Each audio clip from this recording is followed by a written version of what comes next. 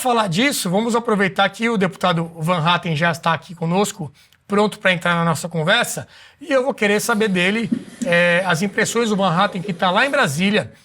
Nem deu tempo da gente testar a conexão, mas parece que está tudo bem. Deputado, boa noite. Eu queria saber de você o seguinte, para começar, na tua avaliação pelo que aconteceu até hoje, né? Qual que você acha que é o interesse, tanto do Musk quanto do Moraes, nessa briga, né? Vamos tentar dar um passo para trás aqui e fazer uma leitura, o que cada um está buscando nesse embate que a gente tem acompanhado. Boa noite. Bom, boa noite, Renato. Tá me ouvindo bem aí? Sim, pode seguir. Excelente. Então, bom, boa noite a você, todos que estão no estúdio aí junto, o Luiz Felipe, o Christian, o Ricardo, todos, antes de tudo, grandes amigos e batalhadores pela democracia no Brasil.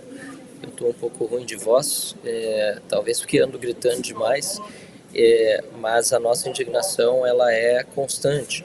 O que nós vemos nesse caso em particular entre o Elon Musk e o Alexandre de Moraes é uma escalada entre, eu diria até, dois representantes de diferentes mundos, né, dentro do seu ponto de vista ideológico, um do estamento burocrático que se utiliza da ideologia marxista, inclusive, né, para fazer o uso autoritário, né, da estrutura estatal contra os oponentes políticos, que é o caso do Alexandre de Moraes, e de outro lado um representante do capitalismo, do livre mercado e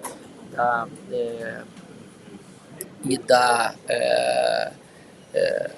força, né, das garantias individuais e das liberdades no mundo desenvolvido e civilizado.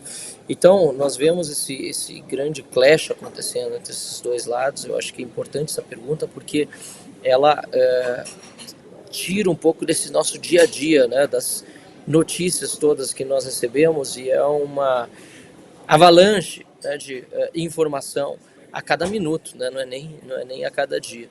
E o que nós vemos, assim, talvez mais especificamente para ilustrar um pouco esse embate que há entre Elon Musk e Alexandre de Moraes, é que, de um lado, nós temos um empresário que, inclusive, em alguns países já está há muito tempo censurado, né? O Twitter antes de virar X, já era censurado na China.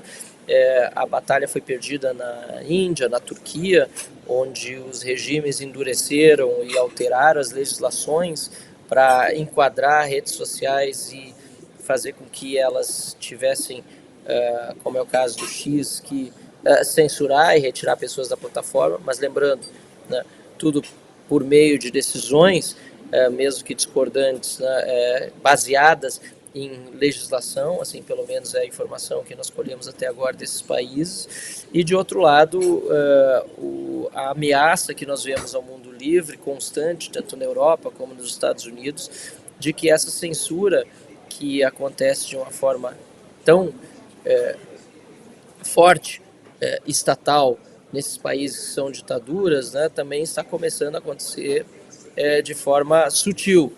E aí se fala em Estados Unidos, em Canadá, vários países, repito, né, na União Europeia.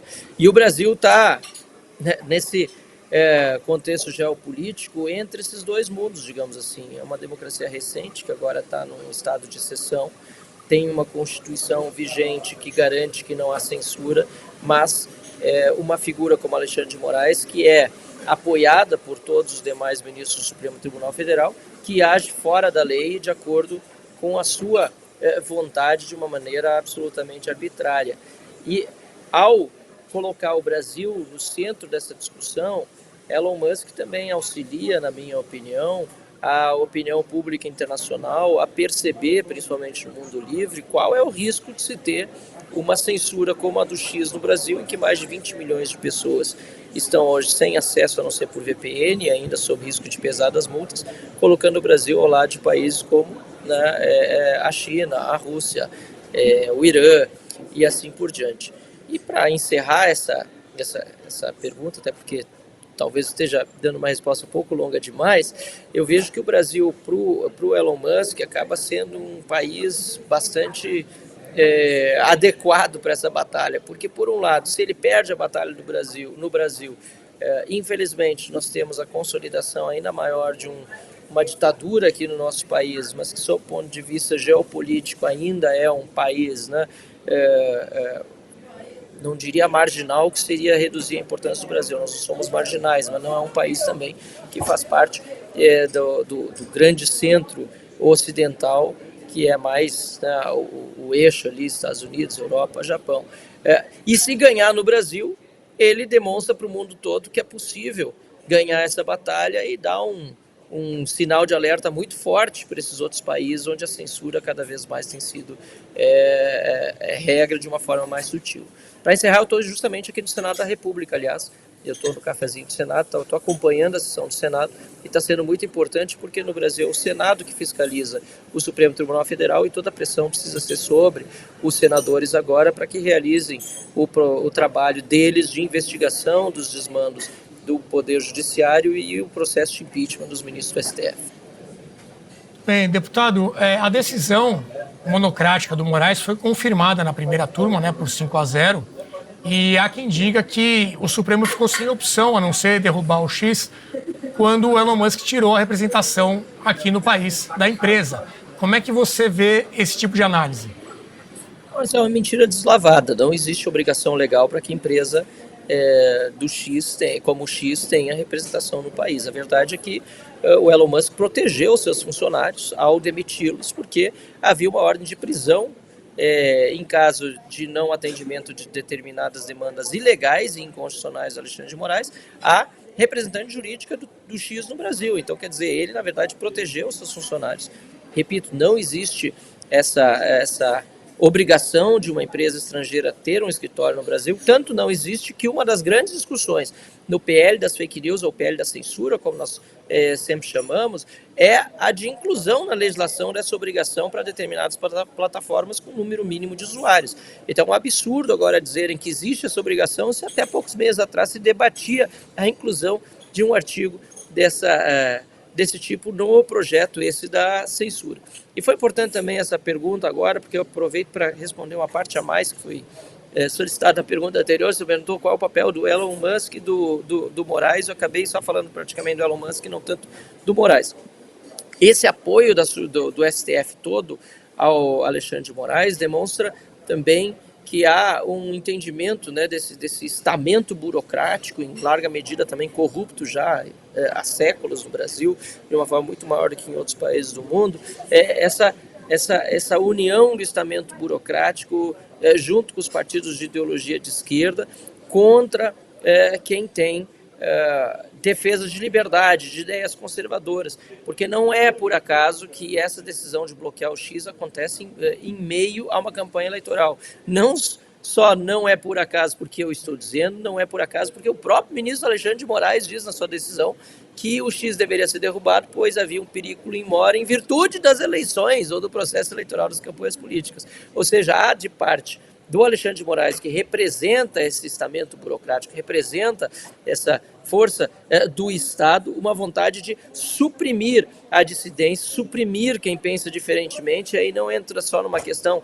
ideológica de direita, esquerda, marxismo, conservadorismo, mas também entra no próprio conceito de Estado versus indivíduo, né? Há uma proteção dos agentes estatais contra a força das ideias individuais que são divulgadas em redes sociais de uma forma como nunca aconteceu antes na história mundial. Um paralelo talvez seria a época em que se criou a imprensa de Gutenberg. Inicialmente foi muito bem vista, principalmente pela Igreja, que era uma das grandes autoridades na época, né, se não a maior, em virtude da publicação e da replicação da Bíblia, mas que depois começou a ser visto com extrema cautela pelas autoridades, inclusive levando à queima pública de livros e censuras que levou muitos anos, séculos até para ser revista até o momento atual em que censurar livro é uma enorme de uma heresia.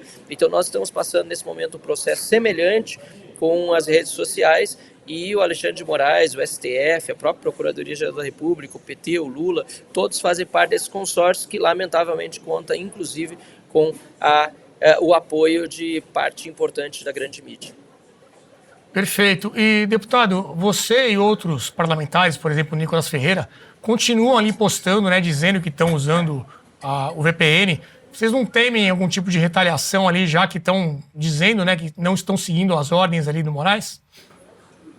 Renato, sem dúvida pode haver alguma retaliação. A ordem, na verdade, do Alexandre de Moraes, que é ilegal e inconstitucional, é uma ordem de multar quem descumpre aquilo que ele exige. E ele fez várias vezes. Nós estamos aqui no plenário do Senado com o senador que está com as contas bloqueadas em 50 milhões de reais. Isso é um absurdo total, completo.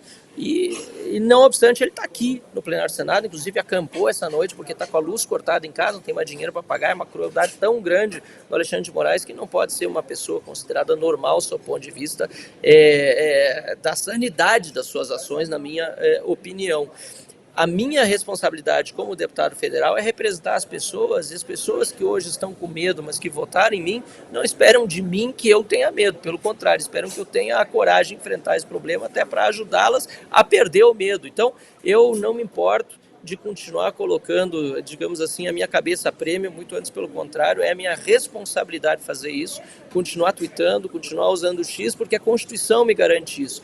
Eu vou fazer tudo aquilo que está dentro da lei, dentro da Constituição. Ordem ilegal não se cumpre e vou continuar fazendo isso também em nome da minha dignidade, que vale muito mais, como eu disse mesmo num post do X, do que qualquer tipo de multa. Vale muito mais do que 50 mil reais por dia. Na verdade, não tem preço a minha dignidade e a minha batalha, que é a batalha de todos vocês também, de todos os brasileiros que querem liberdade no país. Ela é uma batalha que inclui a liberdade de expressão de uma forma absolutamente inconteste e incondicional.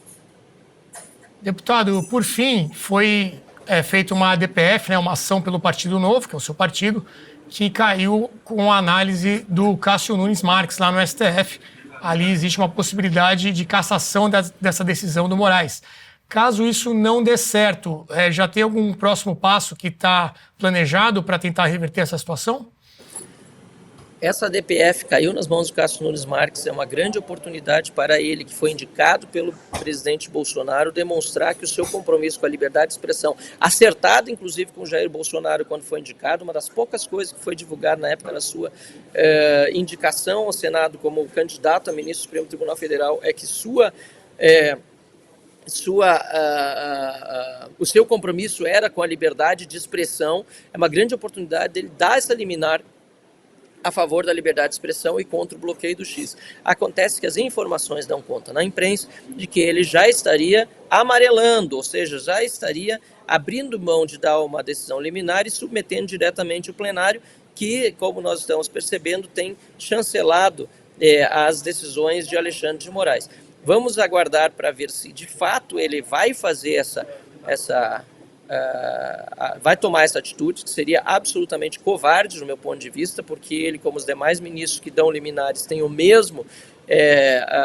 mesma autoridade hoje dos demais, e me deixa muito triste ver que os dois indicados do presidente Bolsonaro têm sido bastante omissos, até coniventes com essa situação toda. Mas a pergunta é, se não conseguirmos reverter por ADPF, o que se faz? Na verdade, essa DPF é para reverter uma parte da censura que hoje está em prática no Brasil, que é a censura sobre o X. O problema é muito mais amplo. E o que nós podemos fazer é ir para as ruas no dia 7 de setembro. O Brasil só mudou com o povo na rua, não tem outra saída. Eu estarei na Paulista dia 7 de setembro. Eu sei que em outros locais, como Porto Alegre, não vai ter manifestação na rua com carro de som, mas vai ter carreata, por exemplo. Eu sei de outras cidades que estão organizando dessa forma. O povo tem de se manifestar e pressionar os senadores, principalmente Rodrigo Pacheco. Na minha opinião, nós devemos ir a Belo Horizonte depois dessa manifestação no dia 7 de setembro, antes ainda do fim do período eleitoral, até para que ele sinta na sua casa a revolta do povo brasileiro com o que está acontecendo. Ele não é candidato, mas apoia muitos candidatos a prefeito e vereador no seu estado, que merecem saber na sua casa como ele está sendo omisso e covarde com essa situação no nosso país. Então nós precisamos, aqui na Câmara e no Senado, obstruir os trabalhos até que seja aberto o processo de impeachment do ministro Alexandre de Moraes e também instalar a CPI do abuso de autoridade, que está, por enquanto, ainda engavetada por Arthur Lira e precisa sair dessa gaveta o quanto antes e começar a funcionar. Muito bem, deputado Marcel Van Hatten, muito obrigado pela participação, bom trabalho, nós vamos continuar acompanhando e até a próxima.